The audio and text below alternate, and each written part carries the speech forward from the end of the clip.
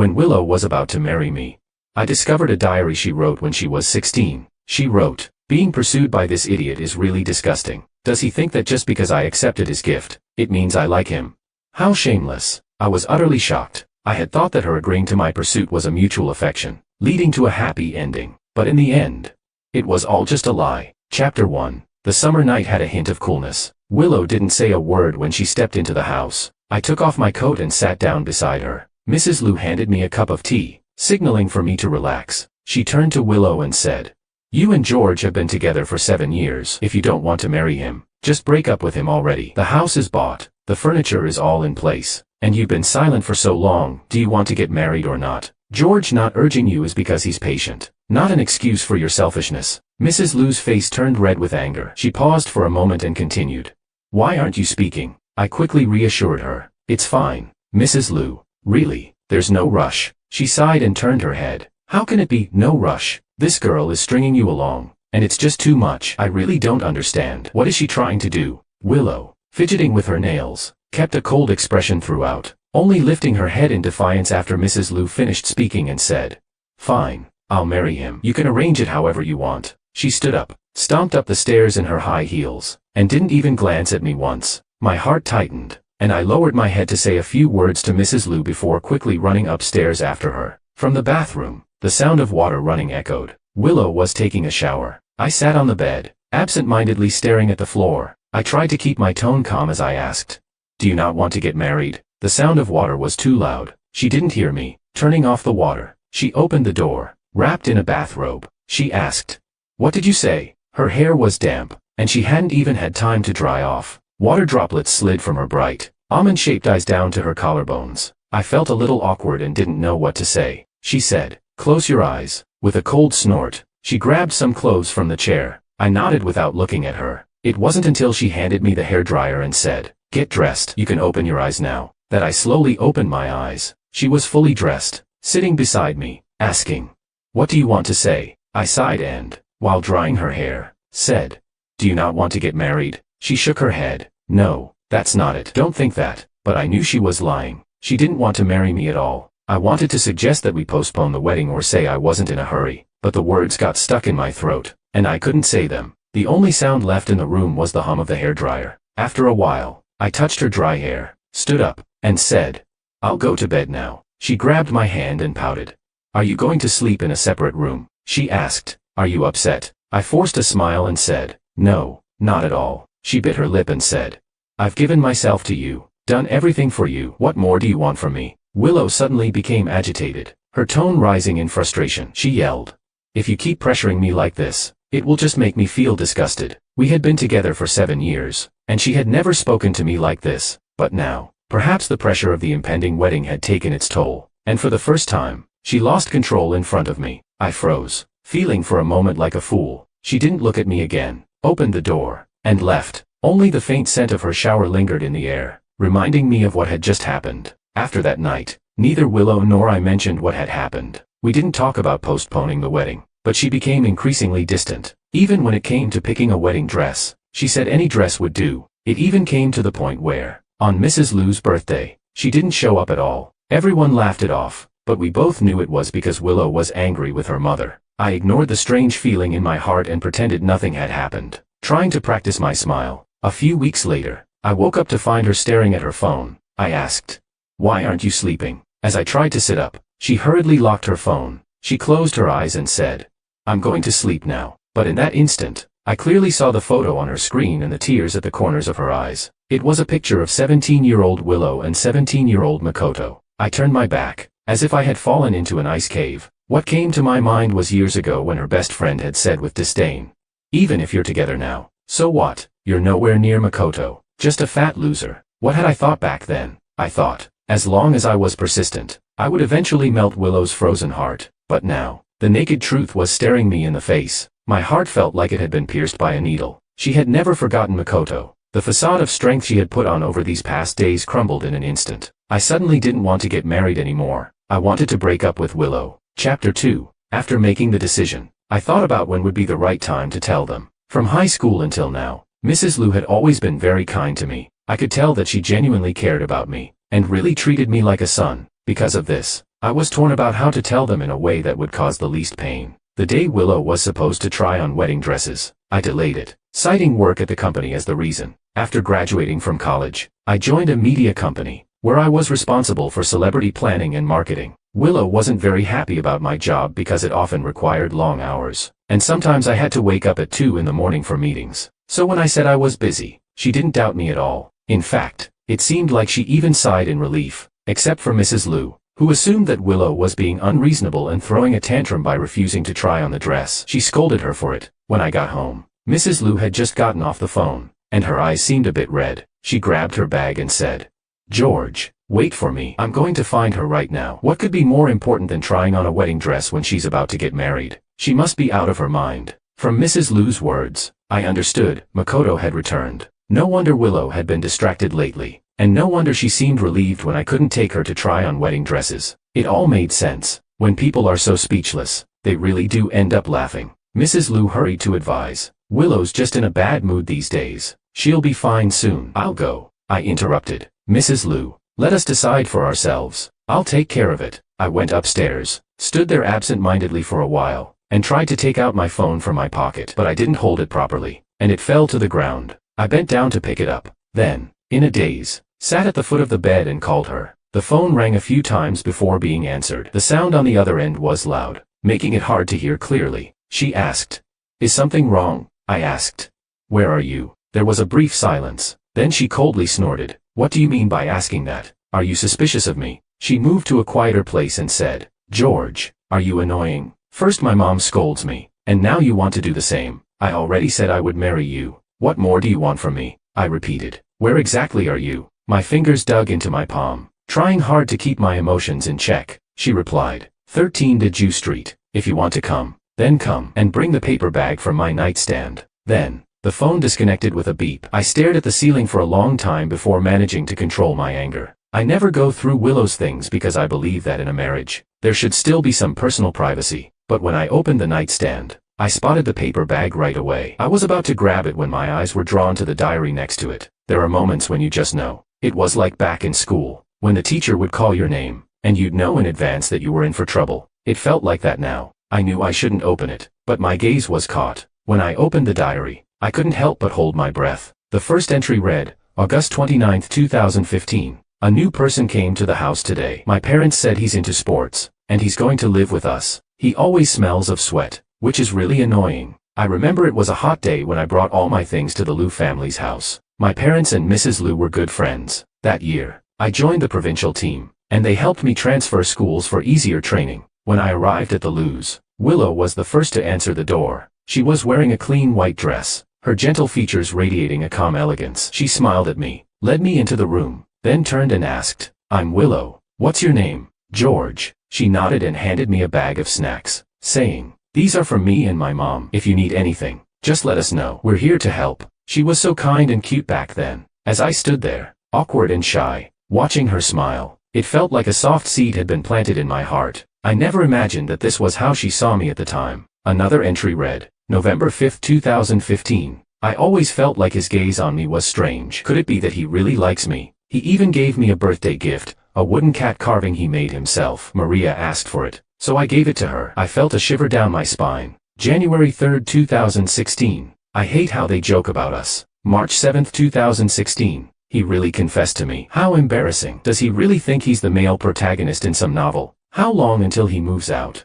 My hand trembled as I turned the pages of the diary. When I first arrived in Beijing, I had no friends. There was no one at school who wanted to hang out with me except for a few fellow athletes. Most of the time, I was alone, but Willow would often come to find me. She would introduce me to others as her brother, listen to my troubles when I was upset, and bandage my wounds when I was hurt. It was completely normal to like Willow. So even when I realized she didn't love me, even when I decided to part ways with her, I never regretted having liked her when I was younger. When I was a teenager, I didn't have much money, so I tried to make a cat carving with the little skills I had learned from others. I spent weeks on it, ruined several blocks of wood, and got a lot of cuts on my fingers before finally finishing it. When I gave it to her at the party, all eyes turned to me. I felt embarrassed and was about to take it back, but Willow already took it and placed it back in the gift box. She said, "Thank you, I really like it." I thought she really liked it, so even when her friend Maria mocked me for being a loser, I didn't mind. I never cared about what others thought of me. My dad once said that your mood should only be shared with the people who matter most to you. Willow liked it. That was all that mattered to me. But I never knew that she had passed the gift to Maria,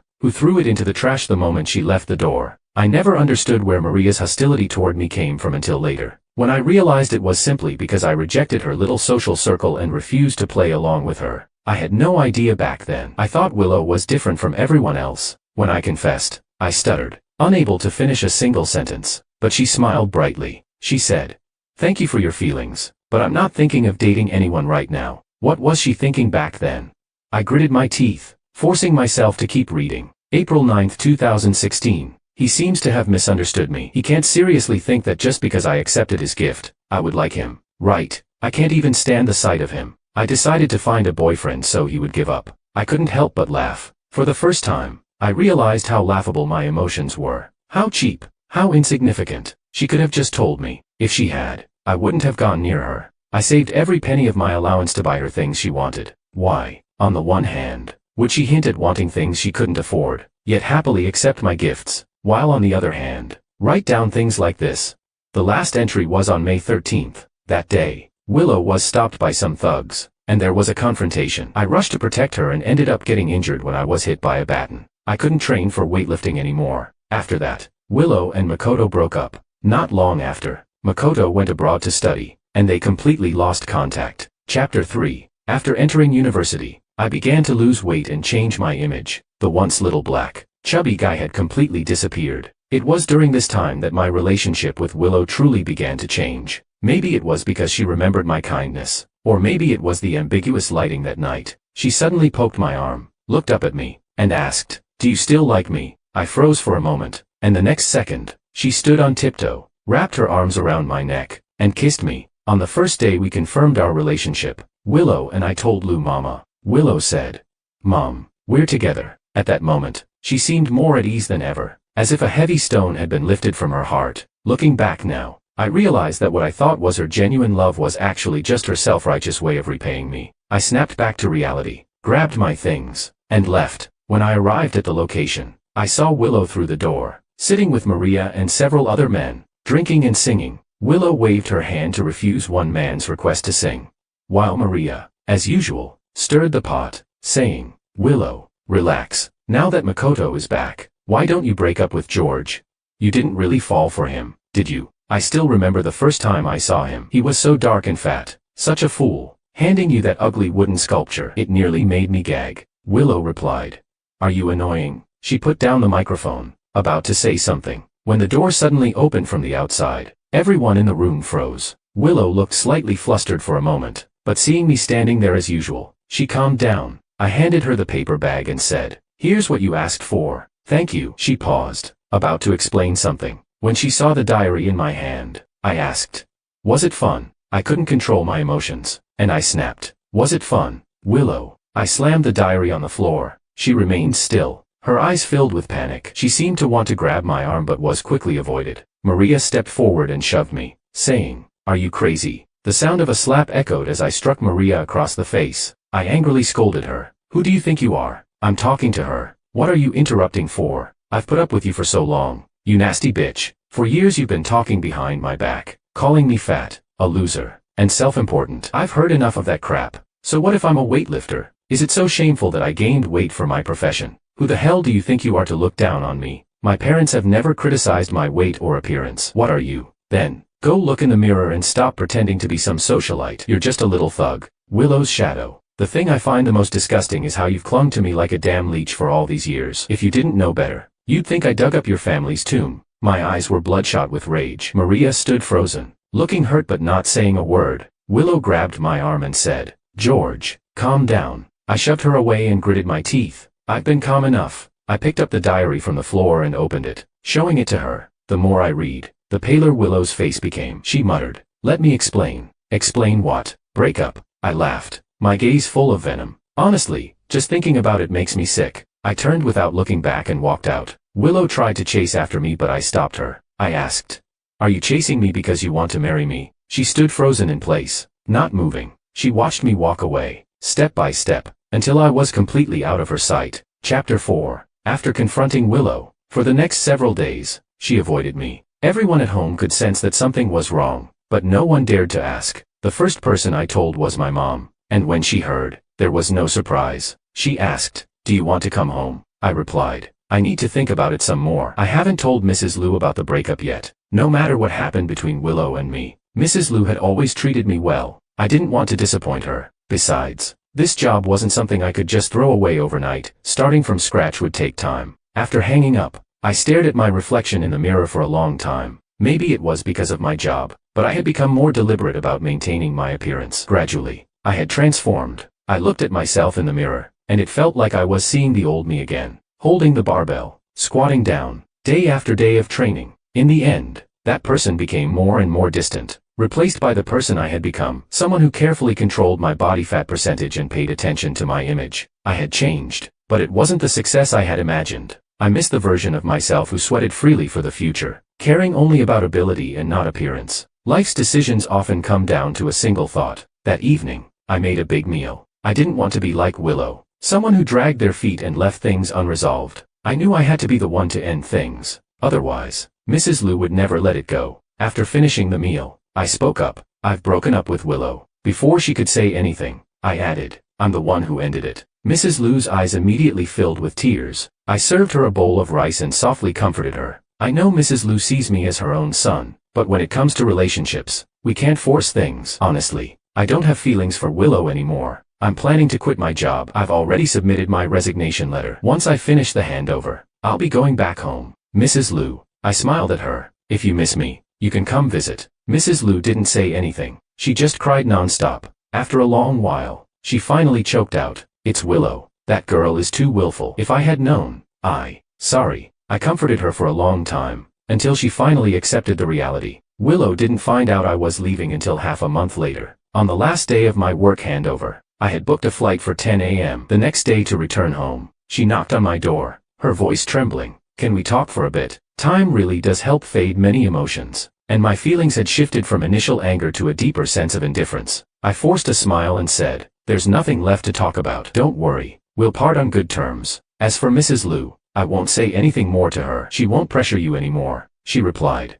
"That's not what I meant." I opened the door. Willow met my gaze, a look of melancholy on her face. She seemed to have not slept well for some time, her exhaustion showing clearly. She asked, "What time is your flight tomorrow? Can I come with you?" "Up to you." With that, I shut the door. The next day, Willow and I went to the airport together. I agreed because, well, it would be the last time. Even for Mrs. Lu's sake, I didn't want things to get too awkward. After getting out of the car, I grabbed my luggage and was about to leave. She instinctively grabbed the handle. We tugged at it for a while, and I lost patience, my eyes cold. She lowered her gaze in guilt and slowly released her grip. She said, "Don't forget to keep in touch." I scoffed and walked away without looking back. Before boarding the plane, the first thing I did was block Willow's number. Cutting ties completely was the best outcome for us. Chapter 5. After returning home, the first thing I did was sleep for 3 days and nights straight. My hometown is nothing like the big city. Its pace is always slow. So slow. After the wedding was called off, no one from my relatives asked too many questions. They just kept telling me to go out and take a walk when I had nothing to do.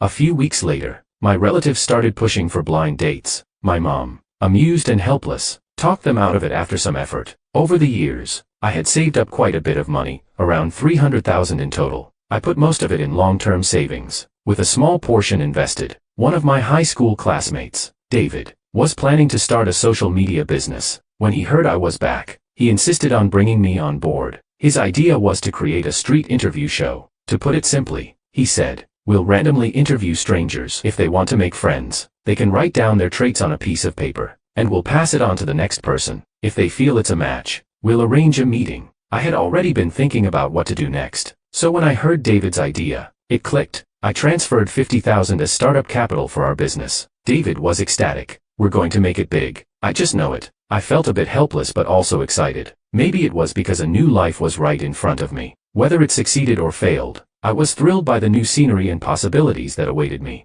After preparing to start our social media venture, we began planning the first shoot. Our first location was the University District, where we randomly grabbed a few passers-by, but the response was lukewarm. So, we decided to try filming at a primary school. This time, it went much smoother. There's always less tension when working with younger kids. After the shoot, we planned to grab a bite, Suddenly, David tapped me on the shoulder. There's a pretty girl over there. Not far from us, under the shade of a tree, stood a girl in a white dress. She had a slender figure and a fresh, innocent look. It seemed like she had been watching us for a while. She walked over and, with slightly flushed cheeks, asked, "Hey, is this a social platform?" She handed me her phone and asked, "Can I get to know you?" Just as she spoke, my phone dinged with a new message. It was from an unfamiliar number. The message contained a photo of Willow and Makoto holding hands. The text read, "They're together now." Without a doubt, I knew who it was from. A surge of anger rose within me. I quickly replied, "Want another slap?"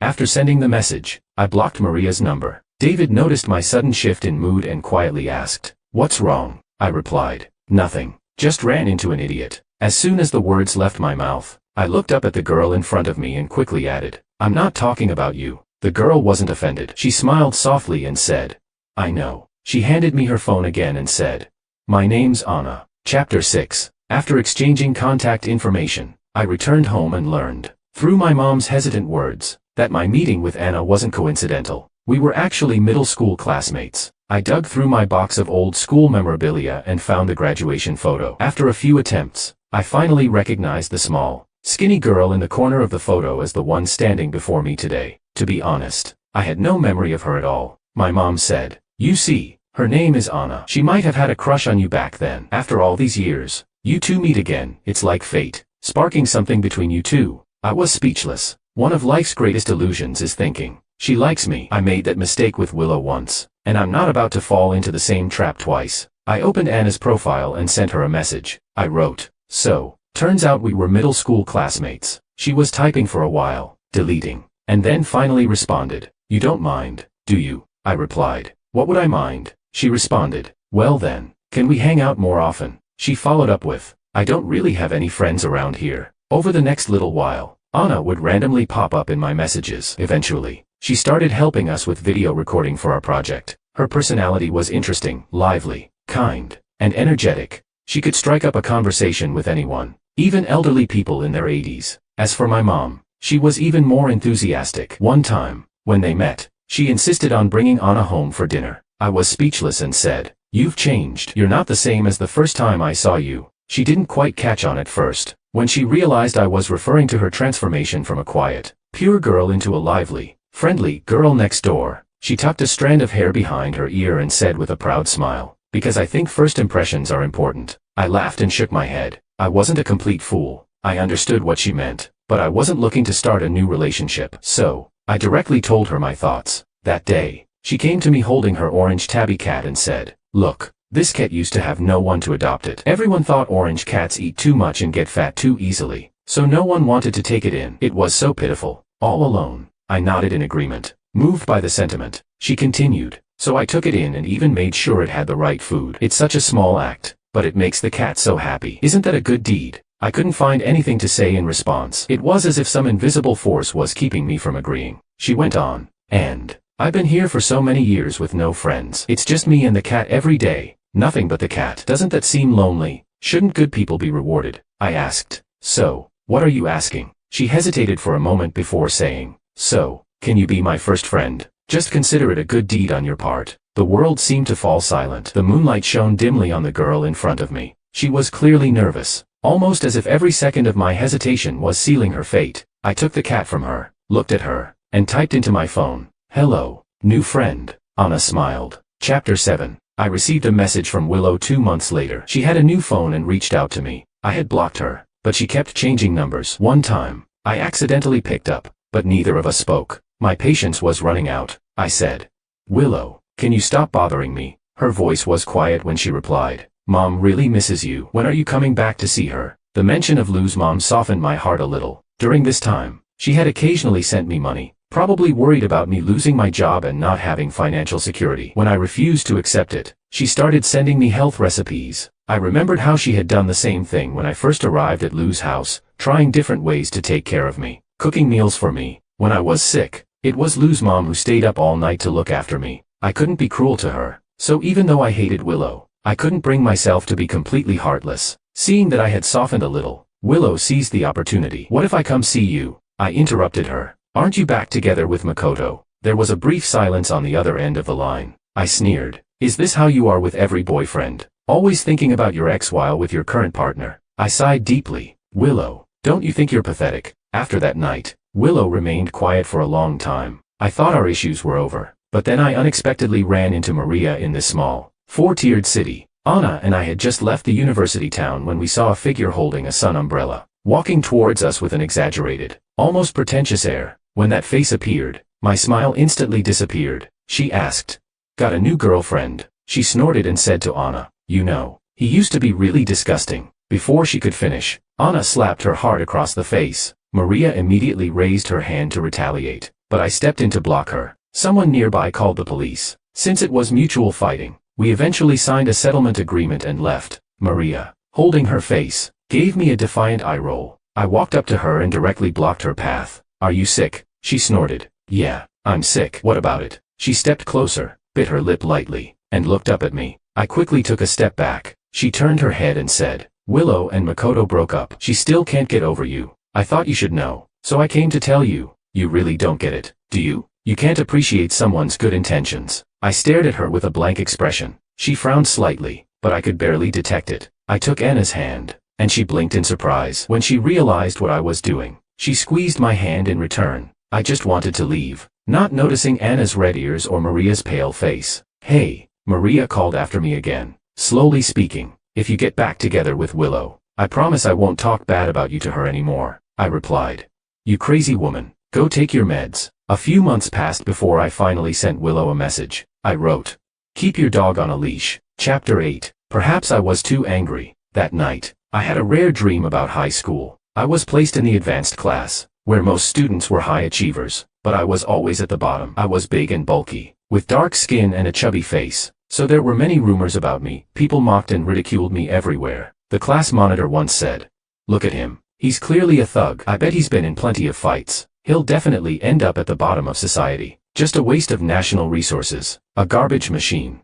But one time, when I went to the bathroom, I caught the class monitor being cornered by a group of bullies, and they were making fun of him while pulling down his pants. When he saw me, he immediately gave me a pleading look. I hesitated for a moment, but sighed and walked over. In front of everyone, I said, "Please move aside. I need to use the restroom." I wasn't a saint. I had already informed the school security, and that was all I could do. To my surprise, later on, the class monitor turned on me and told the teacher that I was the leader of the bullies who humiliated him. I was speechless. I didn't hate the people who hurt him, but I couldn't understand why he blamed me for not saving him, as he added fuel to the fire and made it sound like I was the one who orchestrated everything. The headmaster was about to give in. Just then, Willow and the security guard showed up in the office. She spoke with such precision, demanding that he provide evidence it was me, and then had the security guard restore the events. She even calmly argued with the headmaster, saying, "You all owe George an apology. If the school dares to suspend George, we'll report this to the authorities and make sure no one gets away with it." She flicked her ponytail and grabbed my hand with a flourish, pulling me out of the office.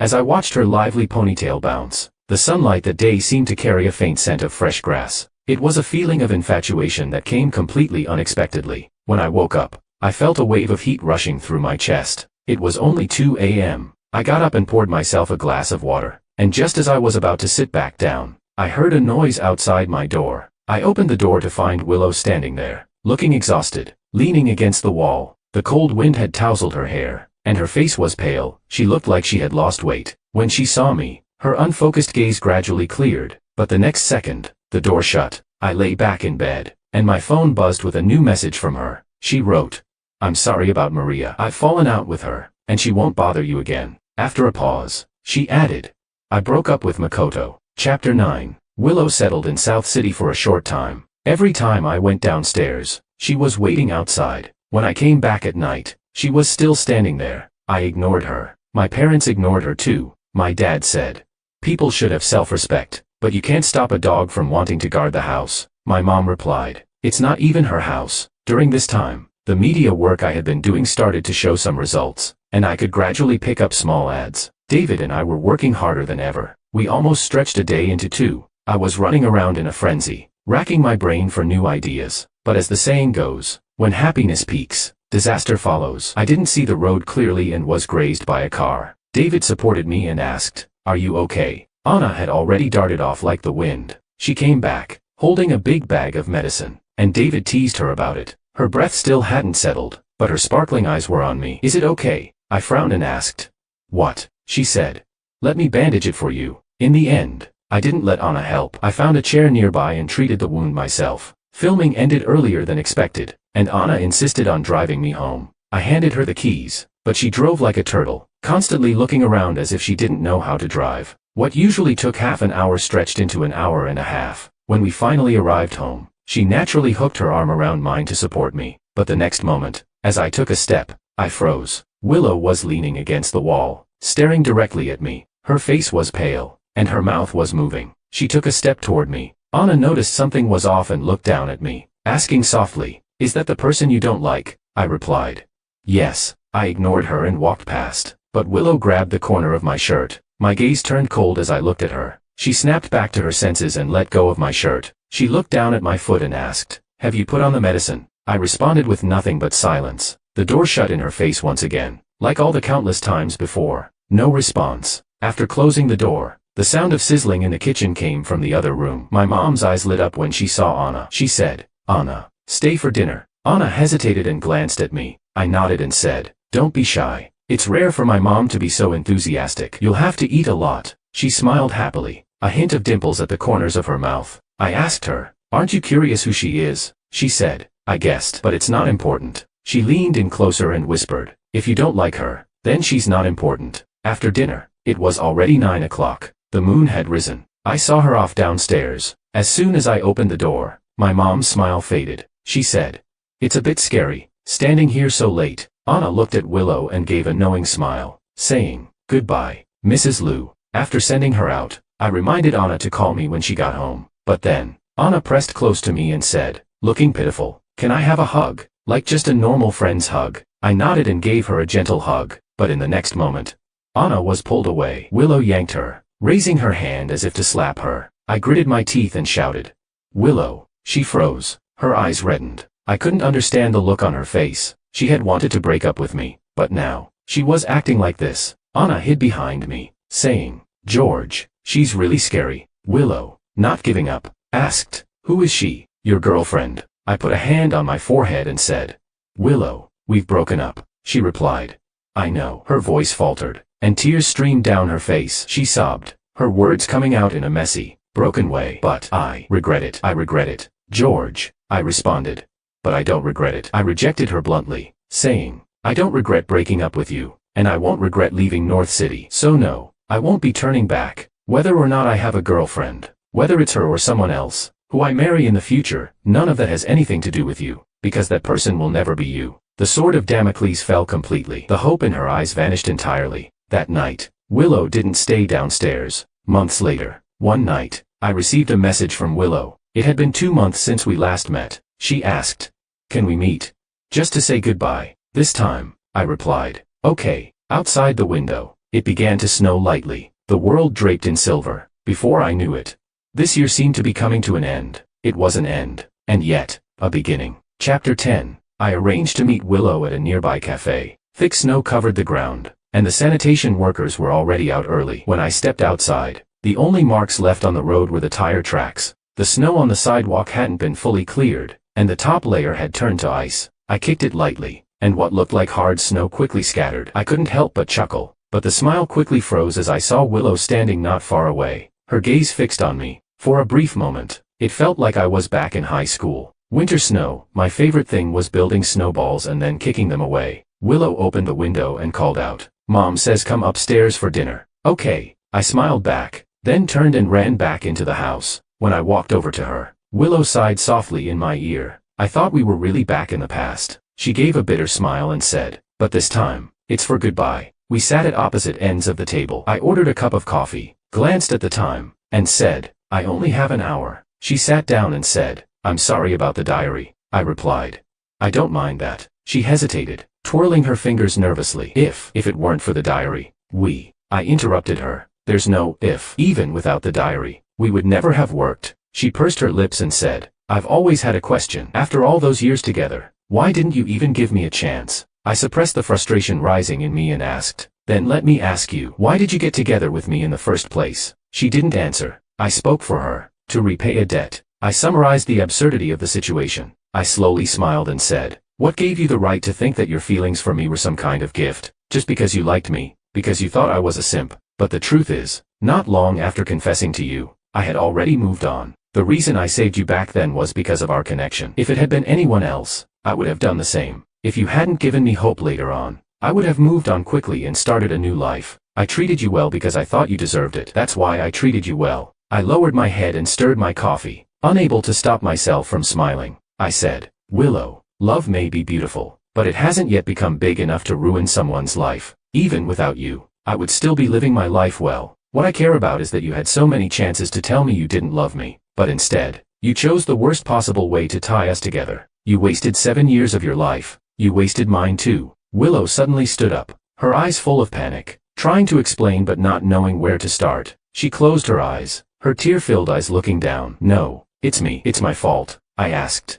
"Did you never realize your own feelings?" When she nodded, I smiled even more. I said, "My dad once said something," he said. "Don't let people you dislike anger you. You only need to care about the people who are worth your attention." That's why I didn't say anything about Maria. First, I didn't care about her opinion or what she thought. Second, I didn't want you to be unhappy. That's what liking someone is about. Liking someone is very obvious, very clear. I liked you, so I wanted to treat you well. But what about your feelings? I asked her again. Willow didn't answer. I sighed and said, "If I hadn't found that diary, and we got married, you'd still feel dissatisfied. You'd feel like you were forced into this by moral obligations. Our marriage would still be unhappy. It seems you still haven't realized this. Our breakup wasn't because of the diary, nor because of Maria. It was because of your delusional tolerance, which was actually arrogance. You look down on me, but I'm not completely blameless either." In her anxious, uneasy gaze, I spoke softly. "My mistake was not cutting things off sooner. When you allowed your friend to treat me the way she did, I should have realized that our relationship was over. Today is the last time I'll meet you,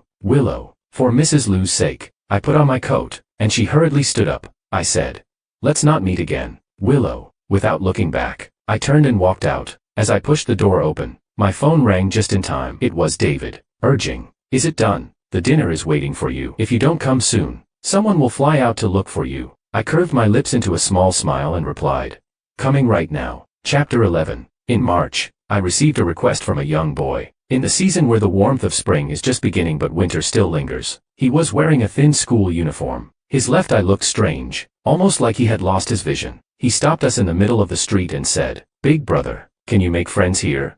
"I want to make friends." The boy's name was Xiang Nguan. His parents had died in a car accident when he was young, and he had been raised by his grandmother. His grandmother often scolded him, calling him a door to misfortune, neglecting him and treating his left eye as a bad omen. His classmates bullied him as well. He said, "No one likes me." Because of this request, we began looking in elementary schools everywhere. Finally, we found a girl at Lin E Elementary. She had a sweet smile, like a little sun. When we brought her over, she was skipping and hopping along. Her parents walked behind her, laughing helplessly. "This child has been spoiled since she was little," as if worried we might misunderstand. She added, "But she's not a bad child." Yes, not bad at all. Whether she was lively or quiet, wasn't that just who she was? The two children met, and within less than 15 minutes, they were already playing together. The girl lowered her head and seriously said, "Your eyes aren't ugly at all. It's just that they have no taste. From today on, I'm your friend." I spoke up too. "Me too," David added. "I am too." The girl's mother squatted down and patted the boy's head, saying, "My house isn't far from yours. If you miss her, just come over. I'll make you something delicious." As we were leaving, I told the boy, "Don't care too much about what people who don't like you say. Their words aren't important. What matters is that you know who you are." The boy was confused, so I smiled and patted his shoulder, saying, "Martin, you're a really great person." I didn't post the video immediately because I told David I still had some extra content to record. That evening, while editing the video at home, Anna called, "George, come downstairs." It had been almost a week since we last saw each other. During this time, she had started a new job and had to travel abroad for business. When I went downstairs, she was dragging a large suitcase up the stairs. Seeing me, she waved. I hurried to take the suitcase from her. She smiled and said, "These are all your favorite snacks from middle school, sent by your ordinary friend." I couldn't help but laugh. Since I started dieting, I hadn't had any of these snacks. It felt strangely nostalgic. Our relationship never really progressed further. Later, one day, I asked, "Anna, did you know me back then?" She leaned closer to me and said, I didn't understand those things back then. I just really wanted to be friends with you. But you transferred schools not long after, and I was so sad. Back then, Anna was small and self-conscious, always walking with her head down. George, on the other hand, always had a defiant attitude, walking with his chest out, always ready to counter any unwarranted malice directed at him. At that age, Anna thought, I really want to be friends with George, but for all those years, she never dared to say a word to him. On the day she learned he was transferring schools, Anna stayed at home and cried. Anna never told George that when she was 23, they briefly crossed paths due to business at the company, but he didn't recognize her. She recognized him, though. Later, Anna returned to her hometown and heard that George was back. The first thing she did was to take the initiative. She wanted so badly to be friends with George. After really getting to know him, the fog that had once surrounded him cleared. She saw a more authentic person. Her feelings for him grew little by little, accumulating over time. The seed planted in middle school had now taken root and blossomed after many years. George was a bit shocked when he heard this, and said, I never imagined anyone would want to be friends with me back then. Anna tilted her chin and looked at him, saying, you shine on your own. Like-minded people will always be drawn to you. She thanked fate for bringing them back together after all these years. Epilogue. After parting ways with George at the cafe, Willow never messaged him again. The years of affection between them had turned into something like this, and every time she thought about it, her heart ached with pain. But the one responsible for all of this was also her. After Maria made a scene at his place, they had a big fight. She couldn't understand why Maria kept humiliating George. It wasn't until Maria repeatedly said, then why don't you go get George back? What's so great about Nan City that he has to stay there? That Willow began to sense something different in her twisted words. She asked, do you like George? Maria, with her habitual eye roll, replied, how could I like that guy who acts all cold and aloof? Willow said, you do like him. Maria stopped pretending, and in an act of giving up, she said, so what if I do? Why does he always look at me like I'm garbage? If he were even a little bit nice to me, I wouldn't treat him like that. Upon hearing this, Willow was shocked, but even more so, she felt regret. She had a friend who was always thinking about her boyfriend. Willow bit her lip and said, but he hates you, Maria retorted. Doesn't he hate you? Willow answered, I'm different from you. I have feelings for him, Maria responded. But to George, it's all the same. Willow didn't pay much attention to Maria's words. She went to George's hometown, waiting like someone obsessed, lingering under his building. She wanted to tell George that she liked him. She had broken up with Makoto, and she didn't love him at all anymore. Could they start over?